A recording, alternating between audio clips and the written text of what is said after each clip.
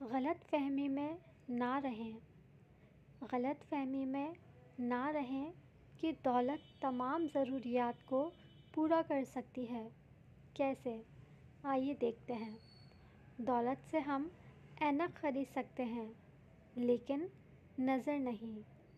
دولت سے ہم کتابیں تو خرید سکتے ہیں لیکن علم نہیں خرید سکتے۔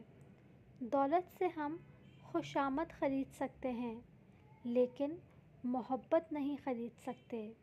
اسی طرح دولت سے ہم زیورات تو خرید سکتے ہیں مگر حسن نہیں۔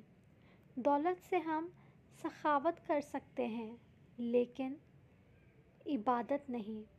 دولت سے ہم ادویات خرید سکتے ہیں مگر صحت نہیں۔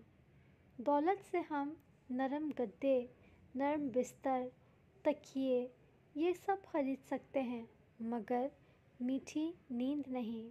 دولت سے ہم جسمانی راحت کا سامان خرید سکتے ہیں مگر روحانی مسرت نہیں۔